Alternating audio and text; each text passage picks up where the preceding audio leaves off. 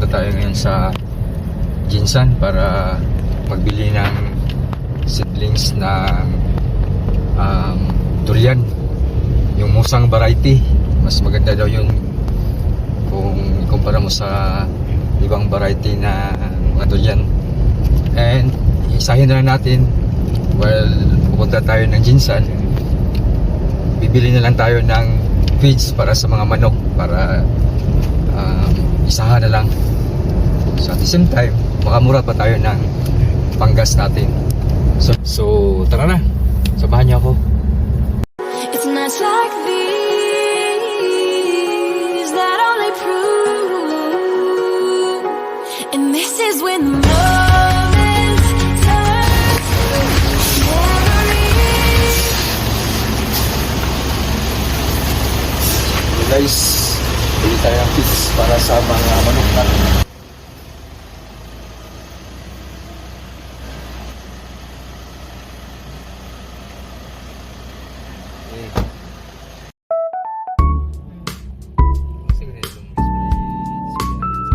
Sa may Plaza.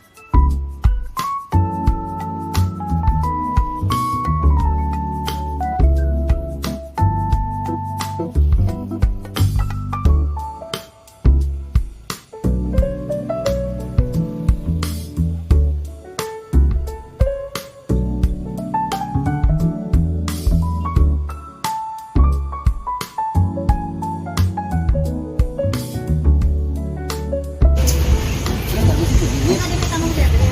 Di saglan, isa mo ba? Anay durian dito pero somewhere in bukid niya niya. Pero dito dati sa may mga unahan.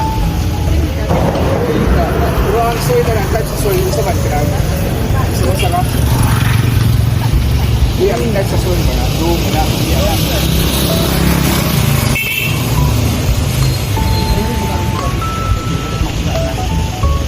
Dali siya o pilit siya. Pilit kita siya. Okay siya?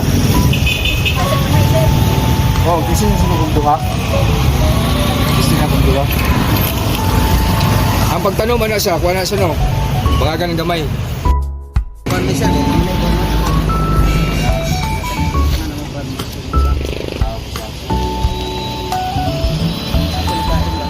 Payo no, payo.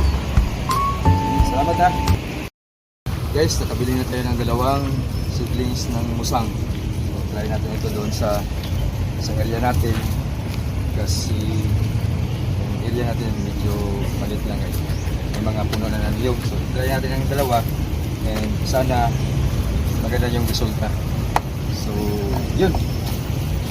Uwi na tayo.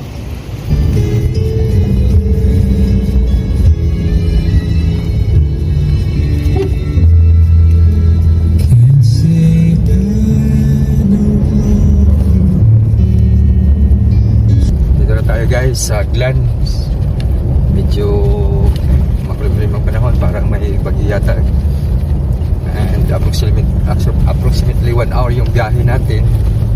Medyo maulan, so tamang tama pagdating natin sa bahay, pagkain agad kasi para nagugutom na yung mga manok natin doon.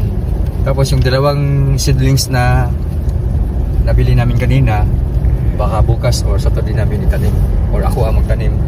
Then hanggang sa susunod na vlog guys, abangan nyo.